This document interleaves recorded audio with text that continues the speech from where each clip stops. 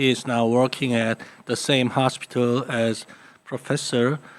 His talk is how can we optimize long-term treatment for post-ischemic stroke patients? Please, Jong-uk Shin. Hello everyone. Today, I'll be looking at optimal long-term treatment for post-ischemic stroke patients. We'll focus on antiplatelet treatment, and I'm Jung-uk Shin from Chungnam National University Sejong Hospital. The first part of the presentation is dual antiplatelet therapy for secondary prevention of ischemic stroke. After a short review of the recent randomized trials proving the benefit of dual antiplatelet therapy, we will be going on long-term prevention. From Chance and Pine to Thornley's trial, they suggest the benefit of depth in the acute setting for a limited duration, especially in patients with high-risk TIA and minor to moderate ischemic stroke. The combination of clopidogrel or ticagrelor added to aspirin reduced the risk of recurrent ischemic stroke compared with aspirin alone. Supported by the Clare and Carras trial, depth may have benefit in patients with symptomatic high-grade intra- and extracranial atherosclerosis. Combination therapy with clopidogrel and aspirin reduced microembolic signals with transcranial Doppler in the first week after ischemic stroke compared with aspirin alone. The final result of Sampris trial showed that aggressive medical treatment with 90 days of depth is superior to stenting in patients with recent TIA or stroke attributed to 70 to 99% atherosclerotic intracranial arterial stenosis. Intracranial stenting was inferior because of the high risk of peri-procedural stroke and because there were no benefit from stenting beyond the peri-procedural period. For the result of above trials, depth within 90 days in patients with non-cardiogenic and non-disabling stroke showed benefit for recurrent stroke, and now their results are reflected to stroke guidelines. Where there is an upside, there is always a downside. Despite the early benefits of depth, a hemorrhagic complication is the downside of depth. In the Thales trial, severe bleeding was more frequent with ticagrelor combined with aspirin.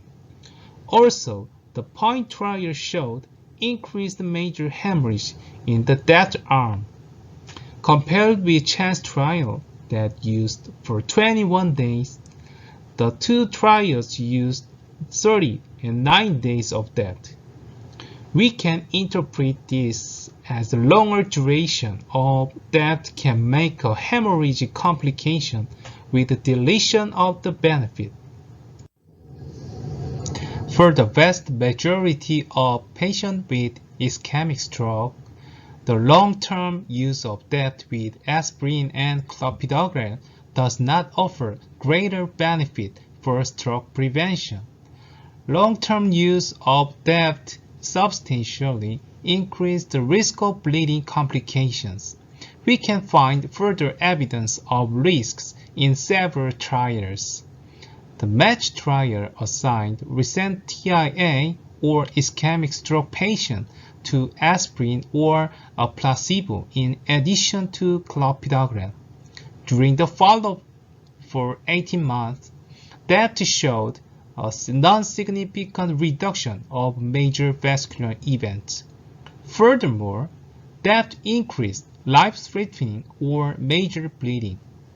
adding aspirin to clopidogrel in the matched trial resulted in a significantly higher bleeding rate that offset any beneficial effect. The majority of TOST classification in match was large artery atherosclerosis followed by small vessel occlusion. 54% of patients in the match trial had lacunar and 34% had large artery stroke. The result combined with match and samples for the patient with large artery atherosclerosis, prolonged death is not recommended after index stroke. In the case of small vessel occlusion, SPS3 replicates the result. Let's see the result of the SPS3 trial. The SPS3 trial assigned patients with recent symptomatic lacunar infarction to clopidogrel or placebo added to 325 mg of aspirin. During the follow-up of about 3 years, that did not reduce the risk of recurrent ischemic stroke. Instead, that significantly increased the risk of bleeding and death. Along with the result of the match, prolonged death would not be helpful for lacunar infarction patients. So, according to the result of chance and point, we should limit death within 21 days after index stroke in this population. Charisma trial is another evidence of issuing the risk of long-term death. At a median follow-up of 28 months, combined aspirin plus clopidogrel treatment did not reduce the risk of composite endpoint compared with aspirin alone. Moreover, death increased in moderate and severe bleeding. We can find answers from 3 trials about the late phase and long-term use of debt. In the long-term use, that is beyond 90 days after stroke, debt using aspirin and clopidogrel is not recommended for stroke prevention. The combined use of aspirin and clopidogrel did not offer a greater benefit for stroke prevention than either agent alone. That did substantially increase the risk of bleeding complication. Which antiplatelet agent can we use for the long-term treatment of post-ischemic stroke patients? Let me see you the characteristics of each antiplatelet agent. The first one is aspirin. Aspirin, the most commonly used antiplatelet agent, inhibits the enzyme cyclooxygenase, reduction the production of thromboxane A2 that stimulates platelet aggregation. This interferes with the formation of thrombi, thereby reducing the risk of stroke. Aspirin is a first-line antiplatelet agent for the secondary prevention of ischemic stroke. The effectiveness of aspirin for preventing ischemic stroke and cardiovascular events is supported by high-quality data. A meta-analysis of placebo-controlled secondary prevention trials showed that aspirin reduced the risk of ischemic stroke by 22%. Starting antiplatelet agent only in ischemic stroke cannot be too important for preventing recurrent stroke and fatal stroke.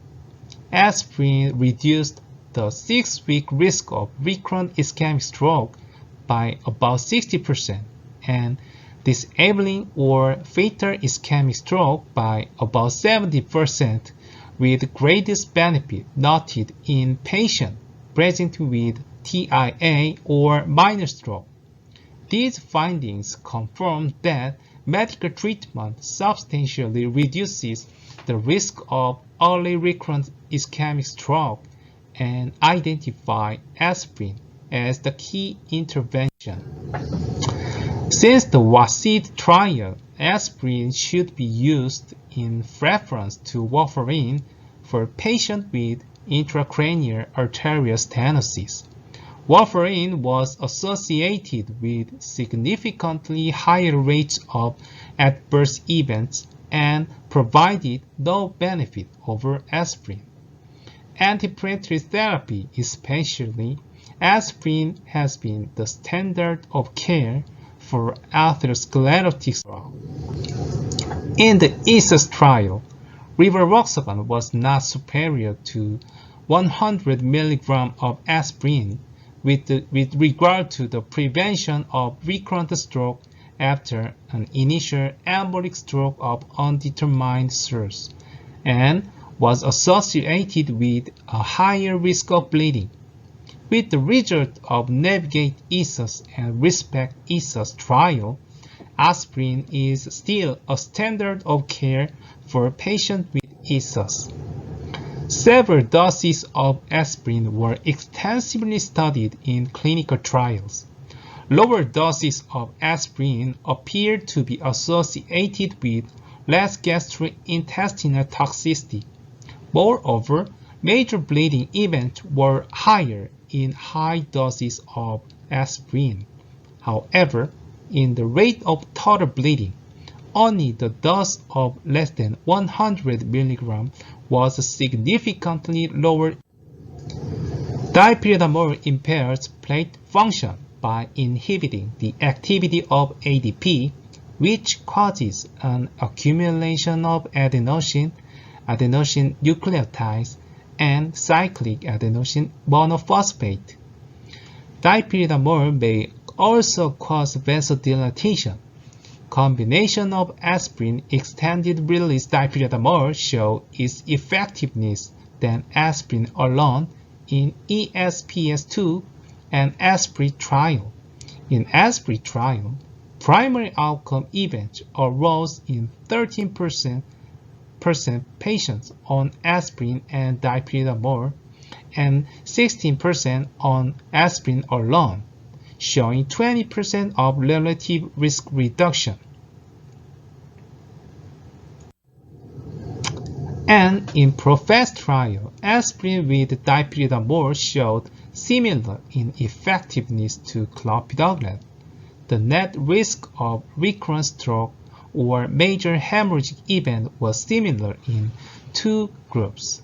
From the result of aspirin with extended-release dipyridamole was more effective than aspirin and similar to clopidogrel.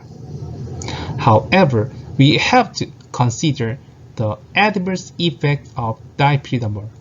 In the PROFESS trial, discontinuation due to headache was more frequent with aspirin extended-release dipyridamole group compared with clopidogrel. So, disadvantages of this combination include twice-daily dosing and headache as a common adverse drug reaction. Clopidogrel is a thienopyridine that inhibits ADP-dependent platelet aggregation.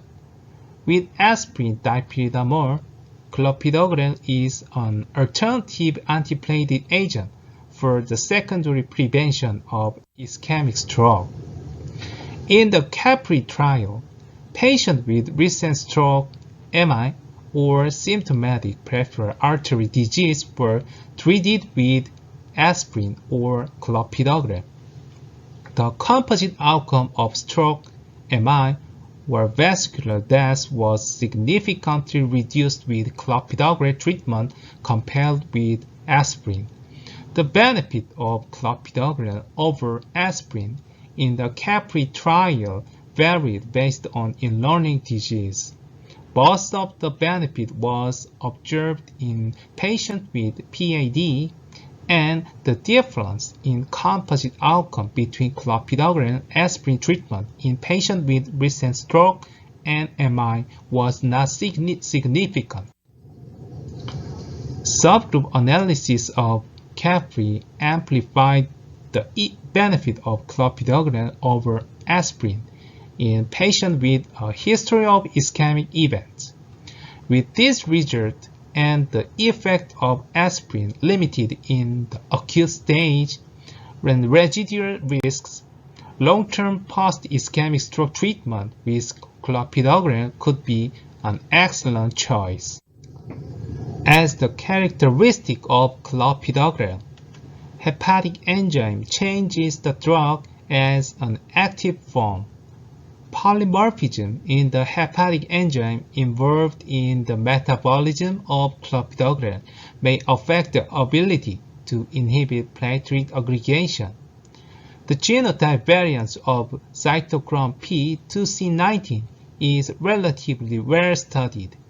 The genetic variant 2 and 3 reduces the effect of clopidogrel, and 17 increases platelet aggregation's effect. Because of prevalence among Asians, we can consider genetic testing in patients with clopidogrel failure if other causes like a drug interaction or non-compliance. However, routine testing is not recommended. Chance trial analyzed the genotype of CYP2C19 major allele in some patients. There were a differential effect of clopidogrel in patients with and without loss of function genes shown in stroke and composite events. The loss of function gene carriers showed significantly more recurrent stroke and cardiovascular events. The antiplatelet agent, cilostatin, is a phosphodiesterase 3 inhibitor that increases cyclic AMP and leads to reversible inhibition of platelet aggregation and arterial vasodilatation.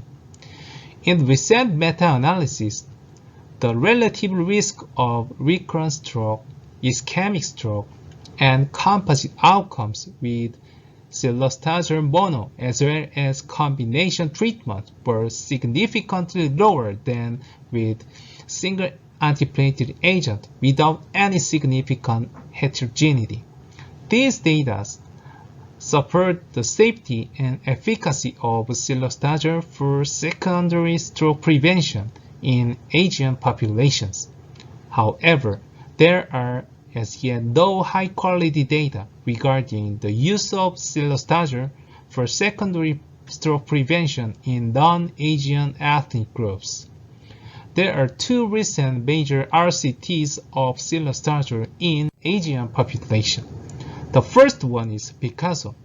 In the Picasso trial, patients with ischemic stroke with a history of ICH or imaging finding of ICH or 2 or more microbleeds were enrolled. Cilostatin was non-inferior to aspirin in reducing a composite of cardiovascular events, but was not superior in reducing cerebral hemorrhage. In the trial, cilostatin significantly decreased the incidence of stroke compared with aspirin, whereas it slightly increased the incidence of myocardial infarction. The second one is CSPS trial. The potential utility of DEPT using cilostatin was explored in the open-label CSPS.com trial in Japan. The trial enrolled 1,884 adult patients with non-cardioembolic ischemic stroke who had more than 50% chances of a major intracranial or extracranial or 2 or more vascular risk factors. The patients were assigned in a 1-to-1 ratio to antiplatelet monotherapy using either aspirin or clopidogrel, or to DEPT using cilostatin combined with either aspirin or clopidogrel. The rate of recurrent ischemic stroke was lower for the DAPT group compared with the monotherapy group. The rate of serious adverse events and bleeding events were similar between the groups.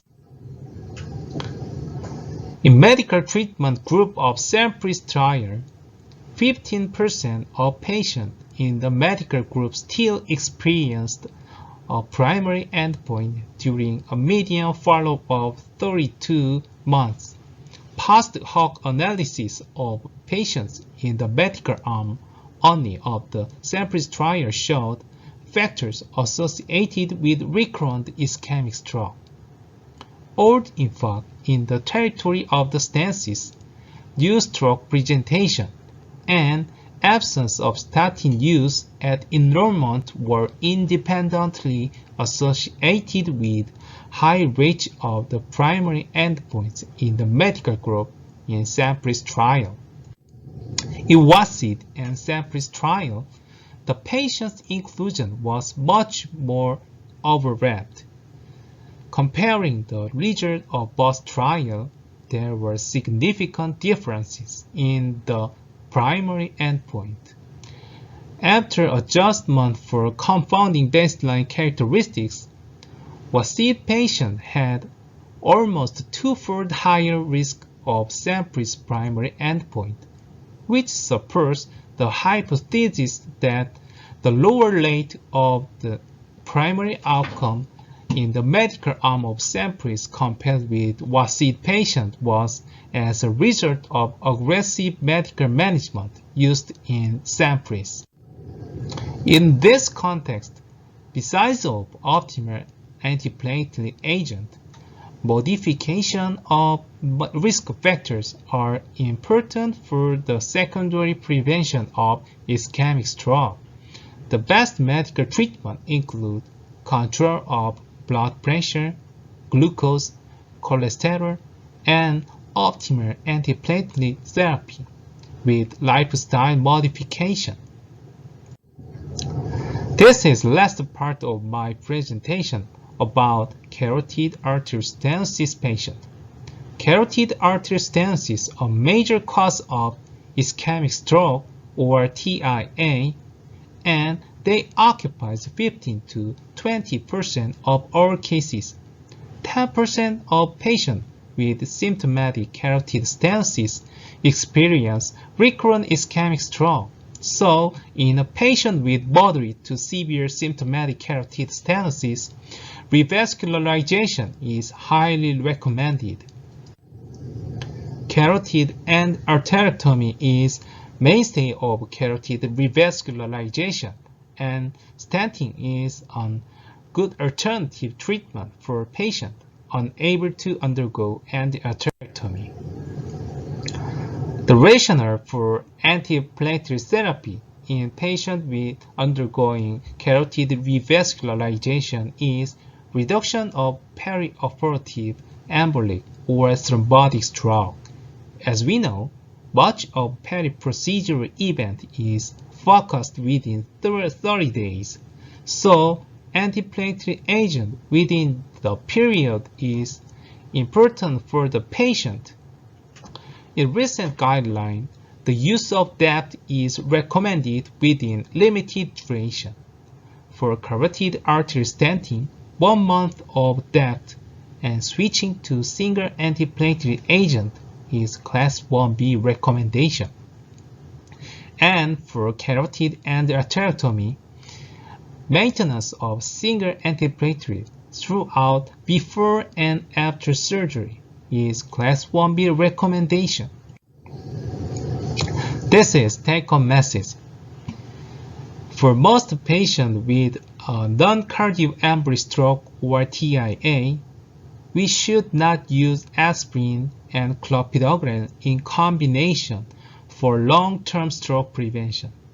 Long-term use of DAPT is not also recommended in patients undergoing carotid revascularization. Aspirin, clopidogrel, and combination of aspirin extended release dipyridamole is an acceptable option for preventing recurrent non-cardiac emboli ischemic stroke. Cilostazol is a reasonable option for Asian ethnicity, and besides of antiplatelet therapy, modification of risk factors like blood pressure, glucose, cholesterol, and lifestyle are needed for the secondary prevention for post-ischemic stroke patients. Thank you for your attention. Thank you, Professor Jong-Wook Shin. It's time for a question and comment. I have one question from the audience. This question might be to Professor Shin. For long-term antiplatelet monotherapy, which one would be most recommendable? And in addition, do you consider the type of ischemic stroke for the choice of long-term antiplatelet monotherapy? Yeah, thank you for Chairman, and thank you for your attention to my presentation. And I recommend the short-term use of dual antiplatelet therapy. Long-term. Long-term, yes. In long-term settings, single antiplatelet therapy is recommended in lacunar infarction. The question is, which one is the best, as you think? Aspirin, clopidogrel, or cilostazol? Yeah, in my thought, I cannot give you a certain answer, but I think the clopidogrel is a good choice for long-term prevention of stroke. What is your opinion, Professor Cha? Do you strongly consider the type of stroke for choosing antiplatelet monotherapy? Strong. What kind of?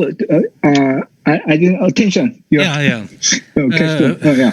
When you choose the antiplatelet monotherapy among several kinds of antiplatelet agents, do you consider the type of stroke? Yeah, of course. We always consider the type of stroke because in usual case, I agree with Dr. Shin. Usually use the clopidogrel almost case, but from time to time we met the patient with high risk of bleeding, such like the higher rate of higher number of microbreeds on the MRI. In case of that, I usually use the cilostazol, but that is the special condition. But in usual condition, I usually use the clopidogrel. We have another question. It's question from Dr. Udaya Ranawaka. His question is the work. I will show you the question. The work done by Rothwell et al. Suggests that aspirin is the best antiplatelet agent for secondary stroke prevention. Then no other antiplatelet agent is superior to aspirin. Please comment on that. Yeah. Why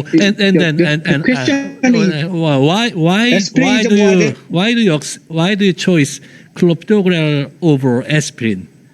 What is the reason? Because aspirin is the long history and good candidate for the secondary prevention of stroke. But the problem is the high risk of GI bleeding. So, and according to the Oxford study in UK, they have they confirmatory show the high risk of bleeding after 21 days.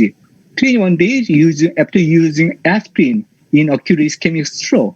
So we cannot ignore the possibility of high risk of GI bleeding and any kind of bleeding. So we escaped we have to escape of any kind of bleeding chance. So after the 21 days, I recommended another antiplatelet agent, for example, clopidogrel and cilostazol, except aspirin. But this is my opinion. I have a question to Professor Cha. Taylor's trial is positive. The Taylor's trial is positive. Taylor's, Yeah. Taylor's, yeah. But the Taylor's did compare the ticagrelor plus aspirin versus aspirin, not clopidogrel Yeah. plus aspirin. So, do you think that the result of Taylor's would change the clinical current practice of dual antiplatelet therapy for acute ischemic stroke? But I personally, I like the ticagrelor, but I think that the evidence is still low, still not enough. So we have to wait the more confirmative evidence to use the ticagrelor, after acute ischemic stroke. But there is many trials using ticagrelor beyond the stroke, such as multivascular disease. There is, for example, I cannot remember the name, but they have some brilliant result in case of stroke patient